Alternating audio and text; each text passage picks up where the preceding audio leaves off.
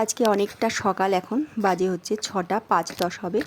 অনেকটা সকালবেলায় তোমাদের দাদা আর আমি বেরিয়ে পড়লাম। আজকে যাচ্ছি রায়ান ত্রিমিতে, আমার একটু টেস্ট করানোর আছে। শরীরটা দুদিন ধরে ভীষণ খারাপ, এর জন্যে চলে গেছিলাম।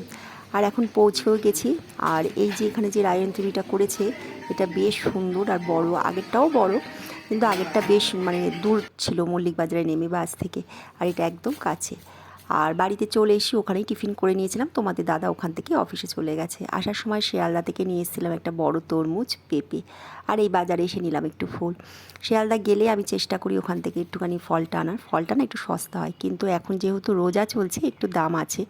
তাও নিয়ে এসেছি ওখান থেকে তরমুজ আর পেঁপেটা। আর কিছু আনতে পারলাম না, এমনি ব্যাগ ওয়েট হয়ে গেছিলো। তারপর পুজো টুজো দিয়ে চলে এসেছিলাম রান্নাঘরে রান্না করতে, যেহেতু অনেকটা বেলা হয়ে গেছে। আজকে বেশি ঝামেলার রান্না কিচ্ছু করিনি। করব লোটে মাছ। আর লোটে মাছটা আমাদের ঘরের সবাই খেতে ভীষণ ভালোবাসে। এখানে লোটে মাছটাকে ভেজে তুলে নিয়েছিলাম। আর তারপর এখানে পেঁয়াজ একটু রসুন কুচি দিয়েছিলাম, নুন হলুদ লঙ্কা, ঝালটা একটু বেশি দিলে ভালো লাগে।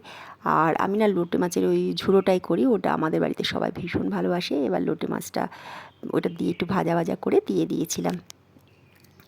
অনেকটা যেহেতু বেলা হয়ে গেছে, আজকে না আর বেশি কিছু রান্না বান্না করব না, তাই জন্যে এখানে লোটে মাছটা এখানে বসিয়ে দিয়েছি। আর পাশের ওভেনেও বসিয়ে দিয়েছিলাম ভাত। আর ডালটা আগের দিন রাত্রে করে রেখে দিয়েছিলাম, মসুর ডালটা। রাত্রিবেলায় ডালটা করলে আমি একটু বেশি করেই করে রাখি, যাতে পরের দিনটা আর করতে না লাগে। আর ডাল তো আমার ঘরে লাগেই, তোমাদেরকে আগেই বলেছি। খাবে কি খাবে না সেটা দেখা যায় না, কিন্তু ডাল আমার করা চাই।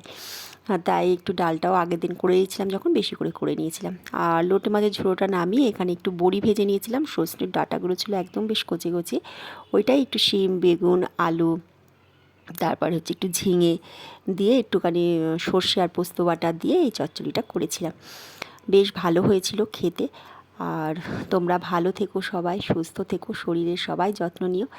আমার শরীরটা যেহেতু একটু ভালো নেই, খারাপ আছে, তার জন্যই গেছিলাম। আর রিপোর্টটা আসলে আবার যাব ডাক্তারের কাছে। আর এখানে দেখো চচ্চড়িটা হয়ে গেছে। এখন কিন্তু অনেকটা বেলা, প্রায় 1:30 বেজে গেছে।